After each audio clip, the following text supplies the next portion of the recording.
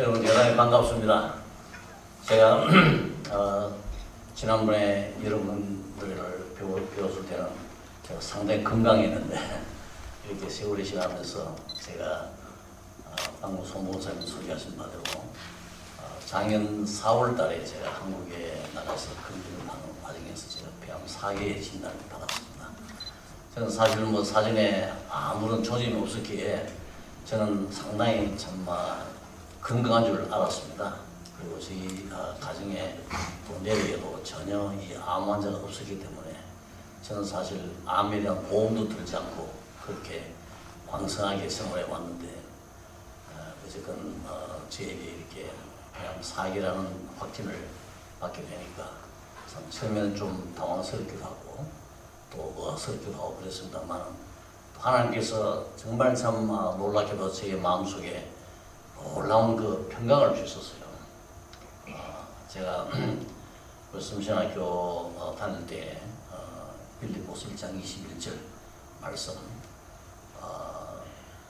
내게 사는 것이 그리스도니 죽는 것은 더욱더 유익함이니라 하는 이 말씀을 가지고 제가 설교학 시간에 제가 설교를 한 적이 있습니다. 그 말씀을 제가 설교하기 전에 많은 연구를 했었는데 그 말씀을 통해서 그때 제게는 죽음에 대한 모든 문제를 해결할 수 있는 아주 놀라운 참 기회를 주셨어요. 그래서 이번에 이 진단을 받고 난 다음에 사실 참 암 환자가 되면 더군다나 말기가 되면 뭐 치료의 가능성이 별로 없잖아요. 4기 같으면은 그래서 상당히 죽음을 참 예비하지 않을 수 없는 그런 상황인데도 불구하고 하나님께서는 저에게 아주 마음에 놀라운 평강을 주셨어요. 그래서 마음이 그렇게 차분할 수가 없고 또 현재도 이미 예수를 믿는 믿음 때문에 평생 동안 주를 위해 살아올 수 있는 그런 놀라운 기회도 주셨고 또 하늘나라의 축복을 이미 누리고 사는 그런 상황임을 제가 확신하고 있었습니다.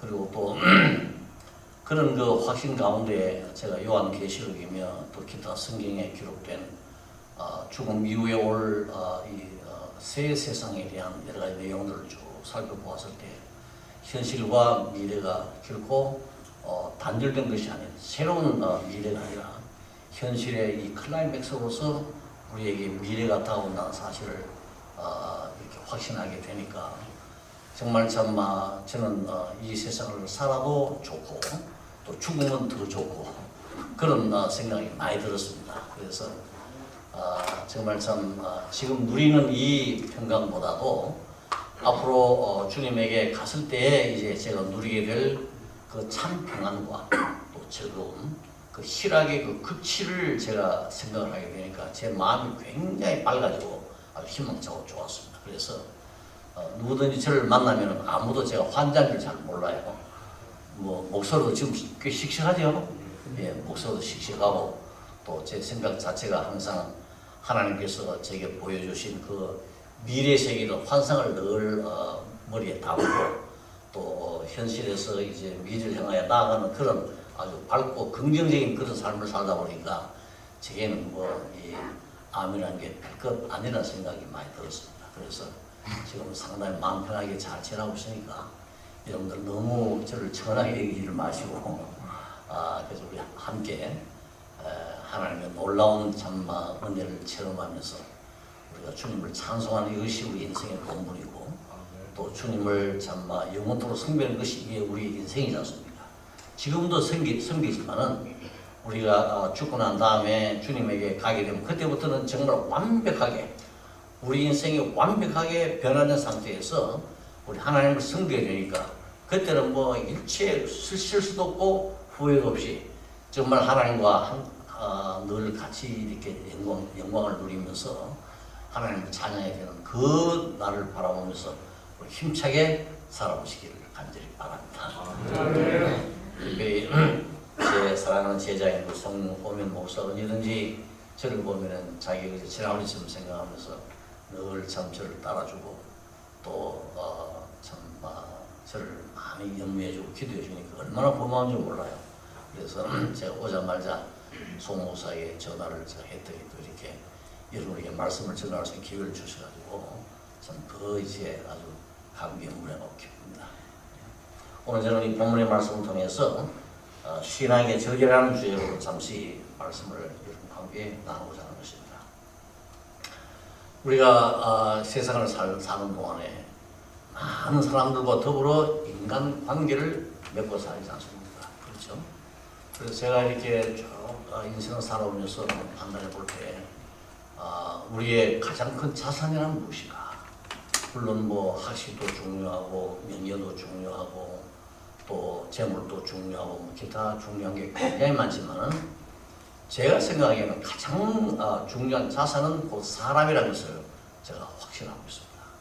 제가 기록 국민일보 칼럼을 1년 동안 쓸 때도 제가 그 중에 한 번을 제가 쓸 때 우리의 최고의 자산은 사람이라는 것을 강조하면서 사람의 그 존귀함이라든지 또 사람의 그 가치라든지 물론 또 사람이 주는 또 해악도 많죠.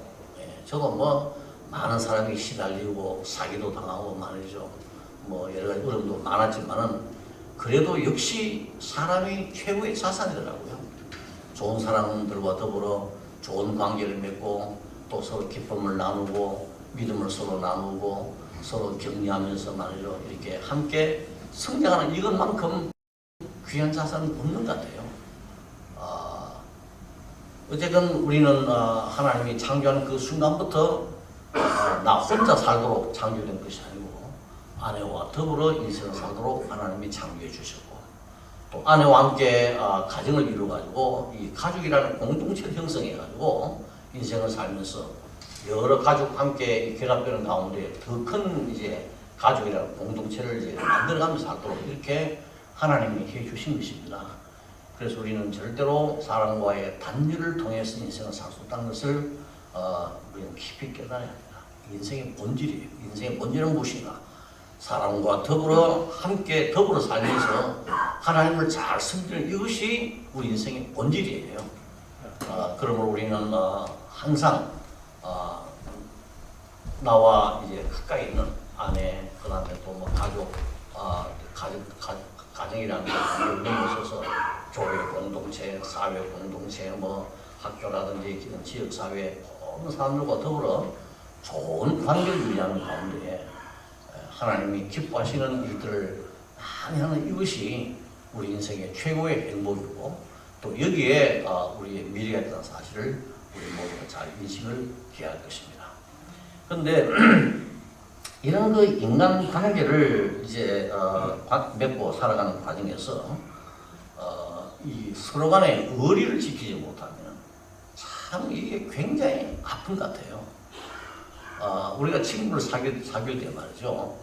저는 어릴 때 그런 경험이 있습니다. 너무 친구를 좋아하니까 그 친구는 헤어지더라고. 내가 좋아하면 막 상대에게 강요하는 그런 이제 습성이 있잖아요. 우리 다 그런 습성이 있잖아요. 내가 좋아하면 말이지 그 사람이 뭐 좋아하는지 싫어하는지도 모르고 무조건 막 그걸 주고 싶어 하고 말이야. 뭐 이거 가라 저거 가라 이러다 보니까 서로 간에 그냥 관계가 깨어지는 경우들을 제가 꽤 체험했거든요. 그래서 한 몇 번, 두세 번 체험하고 난 다음에 제가 깨달은 게 뭐냐면 좋은 친구 관계를 유지한다는 것은 상대를 이렇게 강압적으로 내 것을 자꾸 강조하는 것은 아니로구나. 상대를 존중하고 상대의 선택을 존중하고 상대의 기호를 존중하고 이러면서 서로 간에 이 적절한 가운데 이렇게 자꾸 이렇게 서로가 멀어지게 되어가는 가운데서 말이죠. 일심동체가 되는 이것이 참 좋은 친구 관계를 이룰 수 있다 하는 것을 제가 어릴 때 체득을 했습니다. 그래서 저는 사실 그 후로 서울에 혼자 이제 구하면서 많은 친구들을 사귀었어요. 저는 사람 자체를 참 좋아하는 그런 스타일입니다. 그래서 많은 친구들과 사귀면서 이제 특별히 저는 의리를 지키는데 굉장히 비중을 많이 뒀어요. 아마 소목사님은 제 이 학교 생활을 잘 아니까 이제 뭐 사람들이 날 어떻게 부르는지 알 줄은 압니다만 저는 사실 우리 교단에서나 우리 학교에서나 또 제자들이나 동료 교수들에게는 항상 의리의 사나이라 하는 그런 말을 많이 들었어요. 제가 손해 보더라도 제가 위기를 당하더라도 항상 저와 관계하는 이 친구들을 항상 위해주고 세워주고 말이죠. 또 이렇게 의리를 지키는 이런 일 때문에 사람들은 말하기를 김윤환 교수는 자기 사람은 확실히 챙긴다. 뭐 이런 그게 뭐 좋은 점도 나쁜 점도 물론 있겠죠. 김윤환 교수 사람만 되면은 까딱없다 뭐 이런 말을 제가 많이 들었죠. 그런데 이 참 의리라는 게 정말 중요하더라고요. 친구지간에 저도 뭐 배신을 많이 당해봤죠. 그 배신 당할 여러분 마찬가지 아니에요. 배신 당할 때 쓰라림이라는 게 얼마나 아프지 않습니까? 괴로워요, 사실. 괴롭고 정말 참 그렇죠. 그런데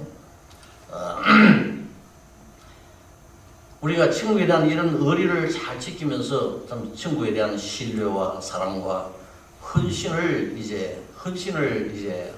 행사하는 헌신할 수 있는 이런 관계라면은 우리의 인간 관계는 상당히 성공적으로 이루어진다 이렇게 볼 수가 있겠습니다. 옛날에는 남편을 여윈 아내가 말이죠. 수술을 하면서 평생 동안 또 혼자 사는 그것을 우리는 굉장히 칭송하지 않습니까? 그렇죠? 또 남편도 이제 아내를 사랑하면서 끝까지 참 혼자 사는 것을 볼 때 참 우리 모두가 참 대단하다 그렇게 얘기하고 있지 않습니까? 그리고 뭐 우리나라에 참 건강되어지는 여러 이 화랑도 정신이라든지 또 우리나라의 여러 가지 이 민족 정신을 가봐보면 이 의리를 굉장히 중시하는 나라가 바로 우리나라예요.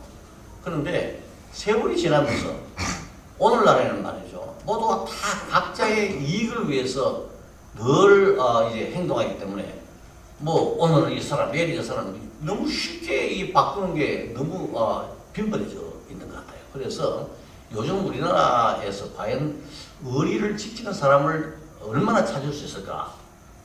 주위를 살펴보면 그렇게 많지 않는 것 같아요. 다 보면 속이 꿍꿍이가 있고 말이죠. 이게 친절하게 대할 때는 거기에 뭔가 숨은 또 히든 카드가 있더라고요. 우리는 그것도 모르고 덤벼들다 보면 나도 배신당해가지고 또 마음에 많은 아픔을 느끼고 이제 그렇게 할 때가 참 많이 있습니다.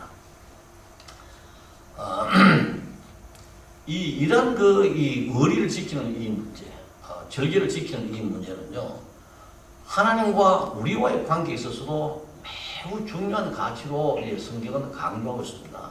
왜 그러냐면요, 하나님께서 이제 세상을 창조하시고 인간을 창조하지 않았습니까? 바로 그 순간부터 하나님께서 우리 인간과 언약의 관계를 맺었어요. 말로만 약조하는 그런 관계가, 이건 그야말로 생명을 담보로 해가지고 이제 서로 약정을 맺습니다. 그래서 그 약정을 어기는 사람이 생명을 목숨을 내놓아야 돼요. 하나님께서도 우리와의 그런 언약의 관계를 중히 여기면서 내가 절대로 너와 맺은 그 언약을 어기지 아니하고 내가 너희들에게 한 약속을 절대로 이제 잊지 아니하고 반드시 지키리라 라는 표시로서 자기의 생명을 담보로 내놓고 우리 인간과 언약을 맺은 장면이 성경에 여러 번 나타나고 있습니다. 특히 창세기 15장의 말씀 보면 말이죠. 하나님께서 아브라함과 언약을 맺을 때 어떻게 했느냐? 왜 언약을 맺? 하나님이 아브라함을 불러내실 때 약속한 게 뭡니까? 내가 너에게 자식을 주겠다. 그렇죠? 또 내가 이 가나안 땅을 다 주겠다 그랬는데 이게 뭐 10년이 지나고 상당한 세월이 지나도 이거 뭐 자식도 태어나지 않고 말이죠. 오히려 이 가나안 땅에 이 아브라함이 사는 동안에 열방 여러 이 부족 도시국가들의 위협을 많이 받으면서 말이죠. 생명 자체가 위협당하는 그런 일들이 생겼네. 그래가지고 하나님이 나타났을 때 아브라함이 그랬습니다. 하나님이 나에게 아들을 주시겠다고 그랬는데 이건 뭐 세월이 지나도 이미 벌써 내 아내는 벌써 폐경이 지나가지고 벌써 자식 낳을 수 있는 전혀 그런 가능성이 없는 처지인데 하나님도 편하고 나도 편하도록 하기 위해서 우리 쉽게 문제를 해결할 수 있는 방안을 한번 찾아봅시다. 이러면서 제안하게 뭐냐면은 내가 다메섹 사람 한 사람을 양자로 삼았는데 이 사람을 하나님이 말씀하신 바로 그 자식으로 인준해 주십시오. 그러면 내가 이 자식을 통해서 대를 이어나가겠습니다. 그랬더니 하나님께서 하신 말씀이 무슨 말이냐? 반드시 네 몸에서 남자를 통해서 내가 이 언약을 지킬 것이고 너의 모든 이 자손을 번성케 하리라. 그리고는 아브라함을 바가드에 데려올라가서 하늘의 별을 보느냐? 예. 얼마나 되느냐? 수도 없이 많습니다. 앞으로 내 자식이 저렇게 많을 것이다. 바다의 이 모래를 보느냐? 앞으로 내 자식이 이렇게 모래알처럼 많을 것이다. 그런데 아브라함이 볼 때는 말이죠. 너무 황당무계한 거예요. 그렇잖아요. 이미 벌써 아브라함도 나이가 늙어가지고 자식 낳을 수 있는 힘도 없고 또 사라도 이미 자식 낳을 상황이 못 되는 그런 상황 속에서 하나님께서 고집하니까 아브라함이 하나님께 그래요. 하나님, 내가 하나님 말씀 믿기는 믿겠는데 이 믿음의 정표를 주십시오. 그랬어요. 믿음의 정표를 주십시오. 내가 무엇으로 하나님께서 나와 맺은 모든 언약을 끝까지 지킨다고 알 수 있겠느냐? 정표를 달라고 그랬더니 그래? 좋다. 그러면 오늘 네가 나에게 제사를 드려라. 이래가지고 이제 아브라함이 제사를 쫙 그럴 때 이제 고대 건동의 관습에 따라서 말이죠. 동물 각을 딱 나란히 양쪽으로 쫙 놨어요. 그럴 때 어떤 일이 벌어졌습니까? 하나님이 횃불 모양으로 나타나가지고 그 쪼개는 고기 사이를 지나갔습니다. 창세기 15장의 말씀은 그 말씀입니다. 촛불 사이를 지나가면서 언약을 맺었다고 말씀하고 있어요. 하나님이 그 촛불 사이를 지나간 그 의미가 무엇인가? 내가 만약에 너와 맺은 언약을 어기고 내가 너에게 지금부터 언약의 약속을 이제 할 텐데 내가 언약의 약속을 지키지 못하면은 나도 이 동물처럼 내 목숨을 내어놓겠다. 이런 이제 의미로 하나님이 이 쪼개놓은 이 각을 떠서 나란히 이 동물 쪼개놓은 그 고기 사이로 지나가십니다. 사실 하나님은 말이에요. 그럴 필요가 없는 거예요. 하나님 자신은 우리가 아는 바대로 회전하는 그림자도 없고, 그렇죠? 변찮는 분이시고, 말이죠. 이미 아브라함의 시대까지 우리에게 보여준 하나님의 모습은 뭐냐? 절대로 변찮는 하나님의 모습이에요. 하나님은 끝까지 자신의 언약을 지키면서 참 성실하신 하나님에게 우리는 이 성실, 이 페이스북 하나님의 성실을 하나님의 속성으로 우리가 알고 있잖아요. 성실은 곧 하나님이세요. 그만큼 성실 자체가 하나님 자신을 대표할 만큼 그렇게 정착되는 상황인데도 하나님께서는 아브라함이 믿음의 정표를 요구하니까 자신의 목숨을 담보로 내놓고 내가 너에게 맺은 모든 언약을 반드시 지키고 언약의 모든 약속을 반드시 지키라 이렇게 보증해 주신 것입니다. 그리고는 하나님께서 이 아브라함은 자꾸 변해요. 그렇죠? 여러분 창세기에 보면요. 아브라함은 계속 변합니다. 예? 계속 변하지만은 하나님은 절대로 변하지 않아요. 예? 절대 변하지 않습니다. 끝까지 변하지 않으면서 아브라함을 끌어가시고 또 실수해도 한 방 치면서 또 이끌어내시고 이렇게 하는 가운데 결국 아브라함을 우리의 믿음의 조상으로 굳건하게 세우지 않습니다. 아브라함의 믿음의 이 최고의 이 표시는 뭡니까? 그에게 하나님이 드디어 이삭의 자식을 주었습니다. 그럴 때 하나님께서 아브라함에게 야 이삭 내게 바쳐라 그러니까 아브라함이 한마디 분말 없이 이삭을 모리아 산에 데려가지고 아예 산채로 희생을 시키기로 그렇게 작정하고 하나님 말씀에 순종하는 모습. 이것이 아브라함의 믿음의 성장의 최고의 표식입니다. 예? 그만큼 하나님께서는 자신이 변치 않으면서 의리를 끝까지 지키면서 의리를 자꾸 어기는 아브라함을 결국 의리를 지키는 사람으로 만들어 가시는 분이 바로 하나님이시라니까요. 그만큼 우리 하나님께서는요, 하나님과 우리 사이에 철저하게 의리를 지키는 분이십니다. 이 언약의 맺음은 말이죠. 크게 네 가지 중요한 성격 강도. 첫째는 뭐냐면은 언약을 맺음으로 하나님과 우리가 하나가 됩니다. 유니언. 하나님과 우리가 하나가 돼가지고 하나님이 우리를 대변해요. 또 우리가 하나님을 또 대변하는 것입니다. 이런 거 유니언. 그 다음에 커뮤니언. 하나님과 우리 사이에 지속적인 교제가 계속 이루어지는 거예요. 언약 한번 맺고 끝내는 게 아니에요. 언약 맺고 난 하나님께서는 지속적으로 우리와 이제 교제하시면서 우리를 성장시키고 우리를 성숙한 하나님의 사람으로 만들어가는 이런 모습을 언약의 맺음을 통하여 나타내 보이는 겁니다. 그리고는 또 세 번째는 뭐냐? 서로 헌신하는 거예요. 하나님이 인간에게 헌신하고 우리 인간이 하나님에게 헌신하는 겁니다. 그리고는 충성을 다하는 거예요. 하나님이 우리 인간에게 충성을 다해요. 그가 한번 이 약속한 것을 하나님은 절대로 폐기하지 아니하시고 어떤 일이 있더라도 그것을 끝까지 지키면서 우리에게 충성은 영어로 loyalty. He is very loyal to us. 우리에게 굉장히 충성을 다해요. 그럼 우리 요한복음은 뭐냐? 너희도 나에게 충성하라. 예? 너희도 나에게 충성하라. You should be loyal to me too.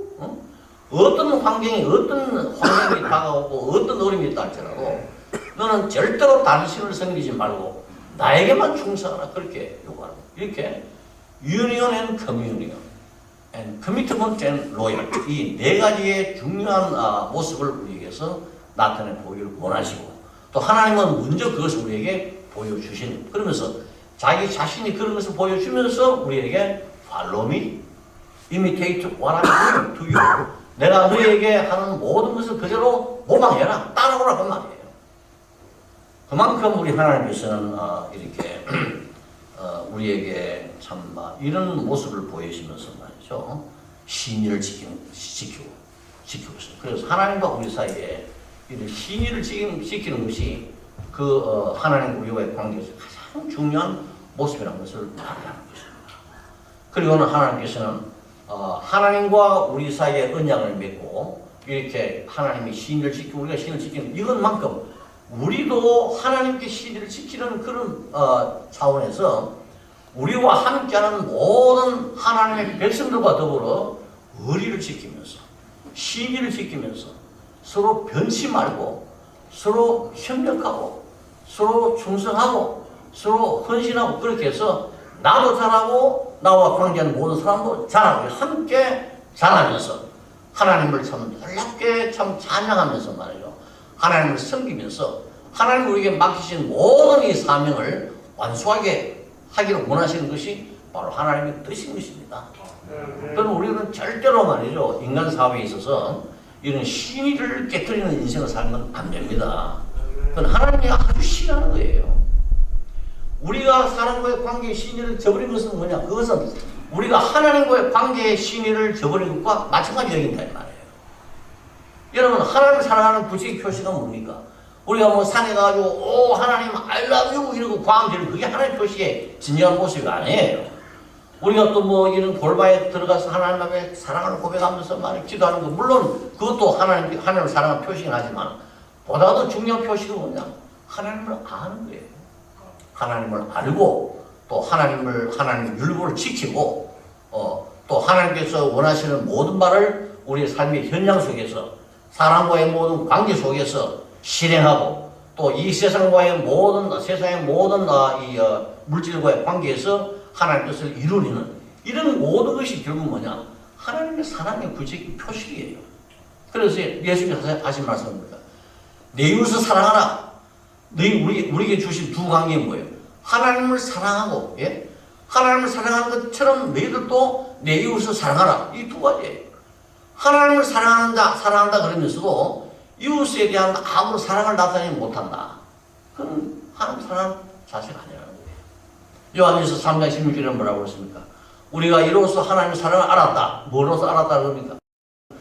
예수님이 우리의 죄를 위해서 목숨을 내어놓은 것을 통해서 우리는 비로소 하나님이 얼마나 우리를 사랑하는 줄 알았다 이 말이에요. 그럼 우리 할 일은 뭐냐? 너희를 또 형제를 위하여 목숨을 버리는 것이 마땅하다고 그랬습니다. 예? 요한일서 3장 16절 한번 읽어보십시오. 아주 요한복음 3장 16절만큼이나 중요한 말씀이 그 속에 있습니다. 예? 세상을 처럼 사랑하사 하나님 우리를 사랑하셔서 우리 주신 바가 뭡니까? 독생자 아들을 주셨다. 그 다음에 3장 16절은 뭐냐? 독생자 아들을 받은 우리들이 어떻게 세상 사람들을 사랑해야 되고 어떻게 세상을 사랑해야 되는가를 알려주는 윤리적인 말씀이 바로 요한일서 3장 16절이에요. 우리는 말이죠. 요한복음 3장 16절을 받아들임으로써 우리는 구원을 받은 자가 되었습니다. 요한일서 3장 16절을 실천하는 방식으로 우리는 구원 받은 자의 온전한 삶을 살 수 있는 그런 존재가 될 수 있다는 말씀이에요. 이 두 가지의 성경 구조는요, 우리 인생에, 뭐 오늘의 인생만이 아니라 영원한 인생을 결정하는 아주 중요한 성경 구조인 여러분들이 잘 명심하시기 바랍니다. 우리는 3장 16, 요한복음 3장 16절은 다 알죠? 그렇죠? 요한 1서 3장 16절은 잘 외우지도 않습니다. 저도 여러 번 설교했지만 외워지지는 않아요. 그 뜻은 알지만 외워지지는 않아요. 그만큼 우리는 요한 1서 3장 16절을 소홀한 경우가 많았는데, 우리는 이 요한복음 3장 16절과 요한 1서 3장 16절을 함께 우리가 외우고 실천하는 가운데 정말 하나님이 가장 기뻐하는 구원받은 사람으로 인생을 살 수가 있고, 또 하나님이 가장 기뻐하는 하나님을 사랑하는 사람으로서 우리 인생을 완성시킬 수가 있다는 사실을 우리가 명심해야 하는 것입니다. 자, 어쨌건 제가 여러분께 말씀드린 중요한 포인트는 무엇인가? 신의를 지키는 것이 중요하다는 것입니다. 하나님과의 신의를 지키고, 그 신의를 지키는 표식으로서 우리와 관계하는 우리 모든 가족들, 또 우리 성도들, 우리의 이웃들과도 좋은 그 신의를 계속 지키면서 말이죠. 참 하나님의 사랑을 실천하는 이것이 하나님이 진정으로 기뻐하는 모습이라는 것을 우리는 깊이 명심을 해야 할 것입니다. 오늘 이 본문의 말씀 보면은 말이죠, 하나님께 신앙의 저지를 지키는 다니엘과 그의 세 친구를 소개하고 있습니다. 그리고 하나님은 이러한 다니엘과 세 친구들을 어떻게 대우하시는가를 또 우리에게 보여주십니다. 그러면서 그 모습을 그려보는 가운데 우리들은 과연 어떠한 신앙생활을 해야 할 것인가를 교훈시키는 그런 중요한 말씀이라 그렇게 여기고 있습니다. 오늘 이 본문의 말씀 보면은 다니엘과 세 친구는 첫 번째로 하나님의 율법을 지킴으로 신앙의 절기를 지켜왔습니다. 유다와 예루살렘의 멸망으로 이 바벨론을 예루살렘에 살고 있던 왕과 왕족들, 또 엘리트들, 귀족들이 다 바벨론으로 포로로 잡혀가게 되었죠. 그 중에 이제 다니엘과 또 이 하나냐, 미사엘, 아사랴라는 이 네 젊은 청년들도 함께 잡혀가게 되었습니다. 아마 이런 내용을 보면요, 이 다니엘과 하나냐, 미사엘, 아사랴 이 네 사람은요, 당시의 유대 민족 가운데 상당히 중요한 신분을 가진 자들이고 또 엘리트들임을 우리가 잘 알 수 있습니다.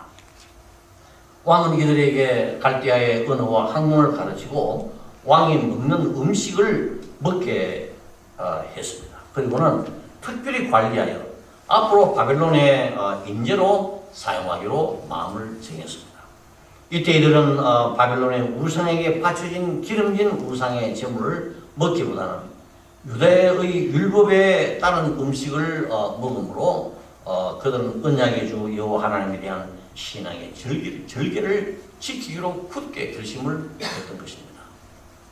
그래서 황관장에게 왕이 주는 음식을 먹는 대신에 우리가 먹는 음식을 먹게 해달라 그랬더니 황관장이 노발대발하면서 당장 거절. 왜냐하면 자기의 생명이 걸려 있으니까 당장 거절했죠. 그러니까 다니엘이 하느냐. 자, 그럼 10일 동안만 우리 생각해 보십시오.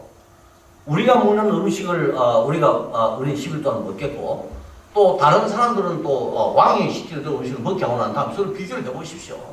만약에 우리가 그들보다 파리하고 말이죠, 빼빼 마르고 말이죠, 힘들었으면은 그때는 당신 마음대로 하십시오. 그러나 우리가 그들보다 더 건강하고 더 잘 지내면은 우리로 하여금 우리가 먹는 음식을 먹게 해달라 그랬더니 황관이 좋다 해보자. 그 10일 동안 시험해 본 결과 어떤 일이 벌어졌습니까? 오히려 다니엘과 이 세 친구들은 다른 사람들보다 훨씬 건강하고 아주 얼굴에 윤택이 나고 말이죠. 살길이도 보드랍고 말이죠. 아주 참 왕이 좋아할 만한 그런 사람으로 딱 이렇게 바뀌게 되니까 황관장이 그다음부터 그래 너희들이 좋아하는 대로 음식을 먹어라 이렇게 이제 허락을 합니다. 이게 사실 음식을 먹는 문제지만은 이 음식을 먹는 문제 속에는요, 굉장히 중요한 그 신앙의 문제가 있습니다. 뭐냐면요, 왕이 주는 그 모든 음식과 포도주는 사실 무상하게 바쳐진 음식이에요. 그래서 이 다니엘과 세 친구들이 그 음식을 먹는다는 말은 뭐냐? 하나님의 율법을 어기고 이 바벨론의 이 상황적인 신앙에 이제 따라가면서 말이죠. 이제 하나님과의 신앙의 절개를 버리는 그런 모습이라는 겁니다. 반율법이라는 게 뭡니까? 율법은 하나님의 계시예요. 구약에서는 하나님께서는 간접적으로 이제 자기 자신을 그 백성들에게 계시를 했습니다. 그게 그 중에 가장 중요한 부분이 뭐냐? 바로 율법. 예? 이 율법을 통해서 하나님께서는 율법과 자신을 동일시한 거예요. 그래서 모든 이스라엘 민족이 율법을 잘 지키면 그건 뭐냐? 하나님을 가장 잘 알고 하나님을 가장 잘 섬기는 것으로 그렇게 인식되도록 만든다는 겁니다. 그러니 이 다니엘과 세 친구들은요, 하나님 앞에 신앙의 절개를 굳건히 지키는 하나의 표식으로서 그들은 이 유대 땅에서 지켜왔던 바로 이 음식, 뭡니까? 식사의 그 습관을 유지하겠다는 겁니다. 이것은요, 단순히 뭘 먹고 뭘 안 먹고 그게 문제가 아니라 하나님에 대한 신앙의 절개를 지키느냐 안 지키느냐, 바로 이 중요한 문제가 달려 있었던 것입니다. 그래서 이들은요, 정말 참 이렇게 자기의 생명의 위협이 있음에도 불구하고 그들은 철저하게 포로로 잡힌 그 상황, 그 얼마나 어렵겠습니까? 예? 굉장히 힘든 그런 상황 속에서도 그들은 하나님에 대한 신앙의 절개를 굳건히 지키는 차원에서 율법을 따라서 그들의 모든 식생활을 했다, 그런 말씀이 되겠습니다. 다음에 두 번째로 그들은 어떤 방식으로 이제 하나님 앞에 신앙의 절개를 지키냐면 목숨을 걸고 신앙의 절개를 지킨 것입니다. 이러한 신앙의 절개를 지키는 데는 심각한 위험이 따르지 않을 수가 없는 것입니다. 그것도 포로로 잡혀가는 상황에서는 더더군다나 자유가 없죠. 그렇잖아요. 자유가 없죠. 왕의 명령은 곧 생사를 가능한 바로 그러한 명령입니다. 그것은 특별히 이 바벨론 본토인들에도 마찬가지겠지만은 특별히 포로로 잡혀가는 그 상황에서는요, 이들은 다른 선택의 여력이 있을 수 없어요. 변명의 여력이 있을 수 없습니다. 다니엘과 그의 세 친구가 바벨론에서 이제 이런 음식을 통해서 이제 자기의 신앙을 지키는 그 결과 승승장구를 하지 않습니까? 그렇죠? 승승장구를 해요. 특별히 하나님께서 지혜를 주셔가지고 학문도 빨리 깨닫고 또 갈 때 언어도 빨리 깨우치고 말이죠. 아주 참 발빠른 그런 발빠르게 그들이 성장해 가면서 그야말로 이 바빌론에서 대단한 그 위치에 올라가는 그런 이제 출세의 가도를 걷고 있었습니다. 이때에 기존의 이 세력과 세력들이 이제 이들을 가만두지 않습니다. 이들에 대한 시기와 이제 질투가 있었고 권력 다툼이 일어나게 되었습니다. 기존 세력들은 이들을 모함하여 죽이기 위해서 느부갓네살의 영웅심과 또한 야만심을 붙여가지고 그를 신격화하는 운동을 벌였습니다. 그래서 느부갓네살은 말이죠, 자기 신하들이 막 자기를 신격화시켜주고 말이죠, 최대 영웅으로 만들어주니까 그건 마다할 사람이 뭐가 있겠습니까? 그래서 느부갓네살은 그들의 요청대로 자신을 상징하는 금 신상을 만들어가지고 전국의 모든 관원과 백성들이 그 신상에 절하도록 했던 것입니다. 만약 이 명령을 어기면은 뜨거운 풀무불에 던져 죽이라는 그런 칙령을 내리기까지 했습니다. 그런데 이 다니엘의 세 친구는 이러한 이 생사를 가늠하는 왕의 칙령에 전혀 굴하지 아니하고 그들은 여호와에 대한 신앙의 절개를 지켰던 것입니다. 이들이 왕의 명령을 지키지 않았다는 보고를 받은 왕은 정말 분노했죠. 아주 격노했습니다. 그래도 이들에 대한 사랑이 극진한 왕은 어떻게 하든 간에 이들을 구하기 위해서 자기가 할 수 있는 모든 노력을 다했지만 그들은 전혀 거기에 개의치 않았던 것입니다. 너희들이 지금이라도 내가 만든 이 세상에 절만하면은 살려주겠다. 마지막 기회를 주고, 그런데도 이 다니엘의 세 친구들은 그걸 단호히 거부하고 하나님에게만 이제 절하고 경배하는 그런 신앙의 절개를 이제 지켰던 것입니다. 그들은 이러한 죽음의 위협 앞에서도 굴하지 않고 여호와에 대한 신앙의 절개를 지키는 일관된 모습을 당당하게 왕과 그 모든 권력 백성들 앞에 천명하였습니다. 이러니 왕이 얼마나 수치스럽겠습니까? 자기의 그 권위가 이 세 놈 때문에 말이죠. 그것도 유대에서 잡은 포로 세 놈 때문에 땅바닥에 떨어지게 되었으니까 뭐 얼마나 분노가 생겼겠습니까? 그러니 이 왕은 말이죠. 그 풀무불을 더 뜨겁게 해가지고 막 가이던 이 세 친구를 죽이기로 결심을 한 거예요. 그런데 이게 불이 워낙 뜨겁다 보니까 다니엘의 세 친구를 데리고 간 사람들이 그 풀무불에 들어가기 전에 다 죽어버렸어요. 그만큼 아주 혹독한 이제 방식으로 이들을 처형하기로 했던 것입니다. 그런데 결국 어떤 일이 벌어졌습니까?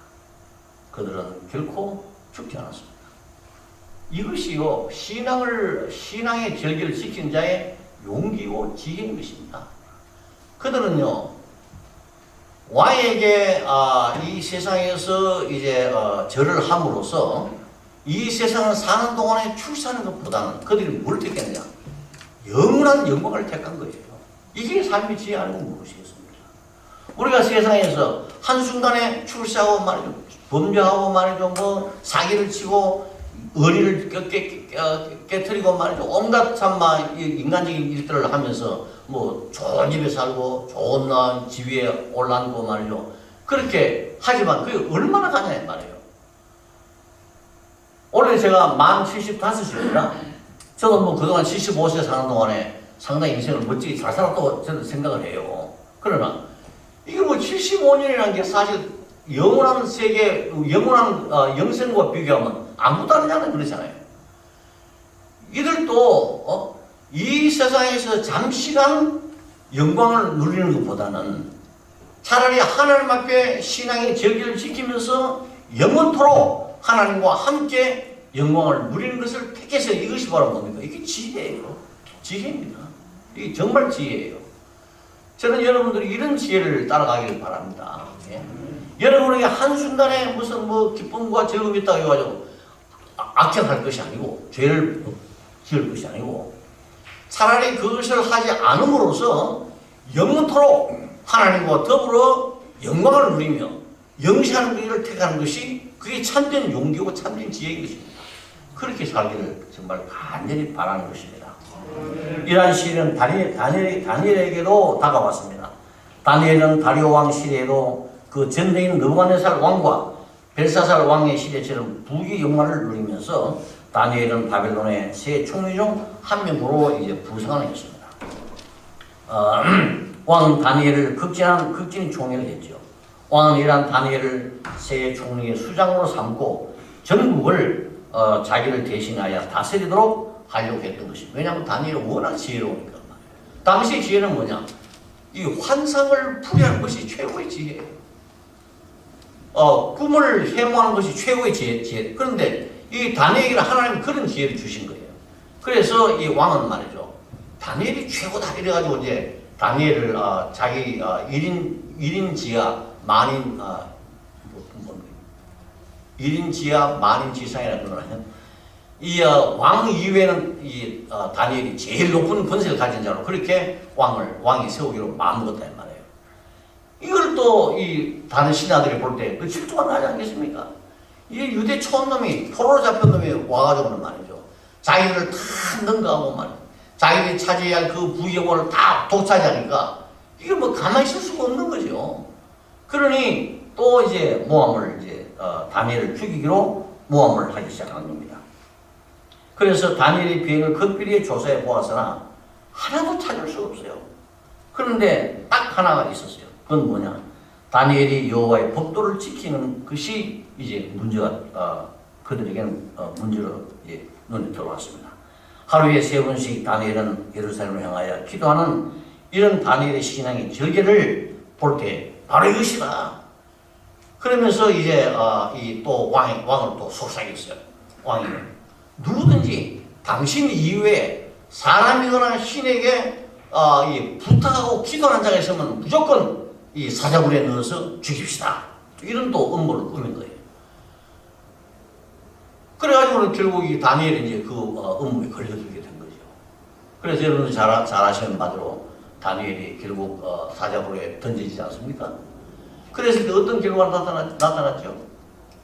다니엘은 이 굶은 이 사자들은 말이죠. 다니엘을 볼 때 오래 피하는 그런 지경이 되었습니다. 오래 다니엘과 이게 잘 모는 그런 지경이 되었다. 그러니 왕은 말이죠. 속이 터가지고 말이죠. 자기가 내린 칙을 취소할 수도 없고 이래가지고 다니엘을 살려야 되겠는데 어떻게 됐나 싶어. 그 다음 아침에 가지고 다니엘아 부르니까 다니엘이 예 여기 있습니다 하고 나오니까 이 왕이 기절초풍하지 않았겠습니까? 그래서 다니엘은 말이죠. 사자굴에서 건집을 받고 대신에 이 다니엘을 모함한 모든 사람들과 심지어 가족들까지 왕은 이 사자굴에 다 던져가지고 죽이버리고 말았다 말이에요.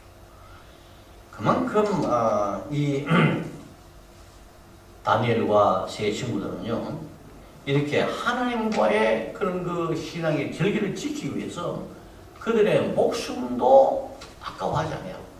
정말 대단한 그 결기와 용기를 가지고서 이런 신앙의 절기를 지켰다는 것이 정말 참 가치 있는 인생이 아니면 무엇이겠냐 이 말이에요. 우리 이것을 배워야 합니다. 정말 우리는 배워야 합니다. 요즘 우리에게 너무 옵션이 많아요. 우리를 참 유혹하는 내용들이 과거보다 훨씬 많습니다. 여러분 우리가 어릴 때 말이죠. 유교4년 저도 뭐 유교4년 때 44살이었는데 그 후로 자라나면서 우리 참 가난하게 자랐죠. 그런데 그때와 지금 비교하면요. 이건 우리는 딴 세상에 사는 거 아닙니까? 그렇잖아요. 저는 요즘 여자들 보면요. 옛날에 우리 어머니가 살던 시대와 비교해 볼 때 야 요즘 여자들 정말 복 받은 여자라 생각을 합니다. 옛날에 풍로도 없고 예? 뭐 소가지 소나무 가지 같은 거 떼가지고 겨우 이 가마솥에 밥하는 그 시절과 요즘 가스만 스위치만 탁 틀면 불이 쫙 와가지고 말이죠. 밥을 지을 수 있는 그 상황. 또 냉장고와 냉장고 없는 시대. 하면 상상도 못 하잖아요. 그렇죠? 예? 옛날에 반찬들은 어떻게 다 저장해 보관했을까?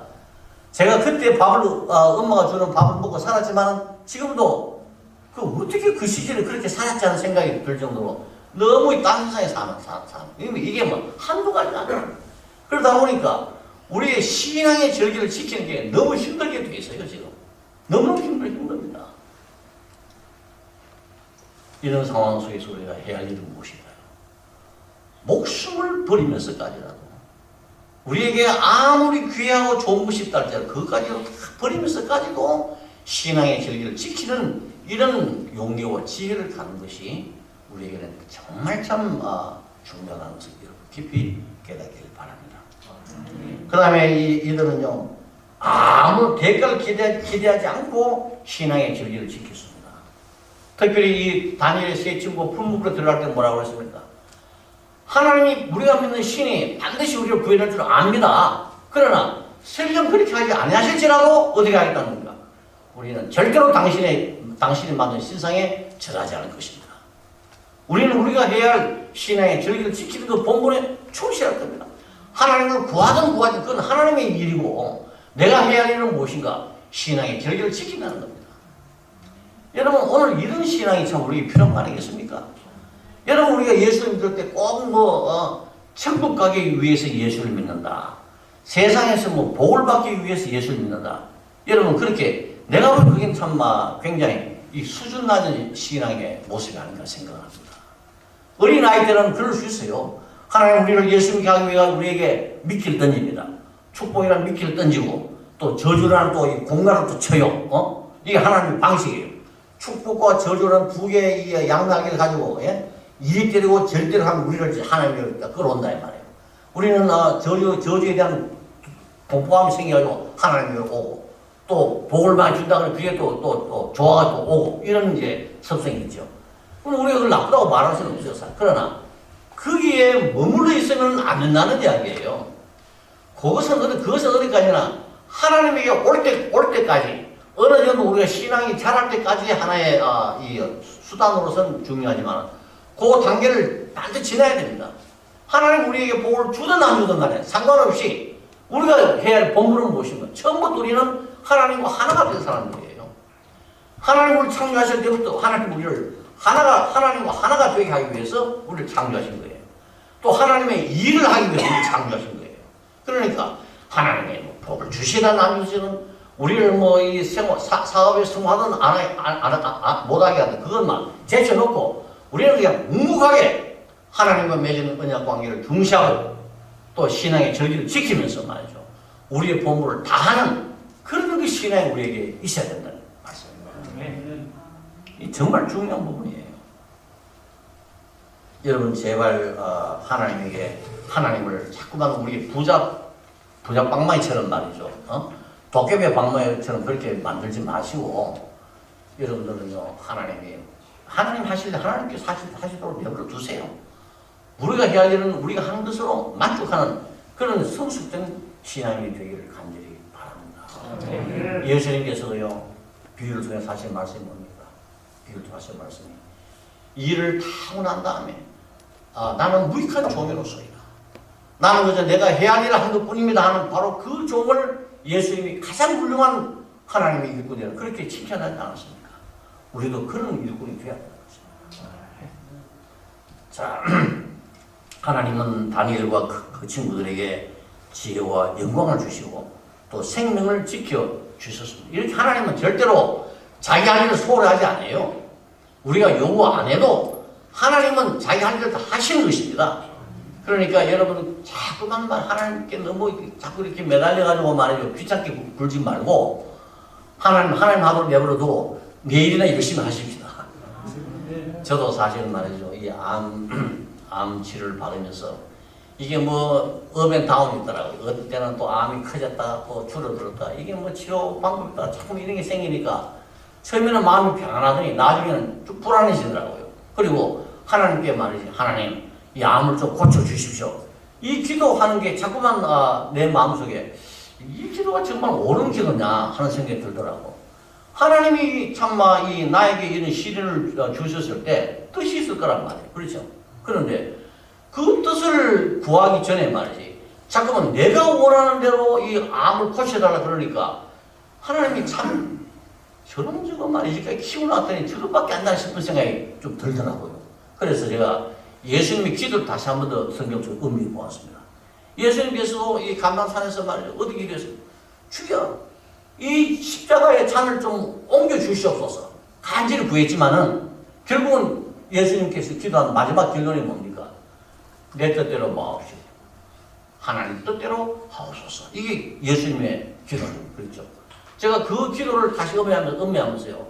내가 하나님 앞에 자꾸만 내 병을 고치달라는 기도는 그렇게 바람직한 기도는 아니로구나.